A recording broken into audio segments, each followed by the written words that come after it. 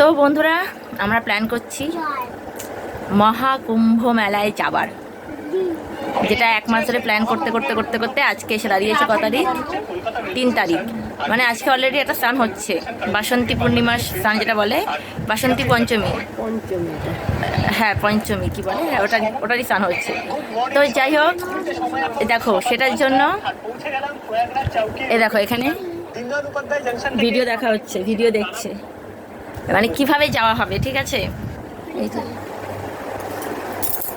কীভাবে যাওয়া হবে সেটাই। কিন্তু আমাদের ইচ্ছে আছে যাব, হচ্ছে 12 তারিখ স্নানটা করবো। এবার কবে যাব কি যাব সেটা বলতে পারছি না এখনও, কারণ দেখা হচ্ছে, ভিডিও দেখা হচ্ছে। কিন্তু কিভাবে যাব, বাসে যাব না ট্রেনে যাব, এটাই হচ্ছে মেন ফ্যাক্ট।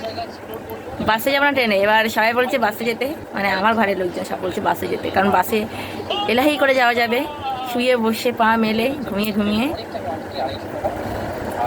কিন্তু ব্যাপারটা হচ্ছে এটাই যে বাসে গেলে পরে ওই 16 ঘন্টা জার্নি 32 ঘন্টা চলে যাবে। রাইট টাইমে গিয়ে যদি পৌঁছতে না পারি, স্নানটা যদি রাইট টাইমে করতেই না পারি, তাহলে এই যাওয়াটা বেকার হয়ে যাবে। মানে ওই যে ওই দিন স্নান করবো ওই ভেবে যাওয়াটা বেকার হবে, ঠিক আছে। আবার ফিরে আসার একটা ব্যাপার আছে, কারণ কেউই তো ঘরে বসে থাকে না। আরও আমার সাথে আরও দুজনকে নিয়ে যাব, মানে দুজন যাবে আমার সাথে, যারা আবার স্পেশাল, তাদেরকে আবার টাইমের আবার একটু এদিক ওদিক হলে হবে না।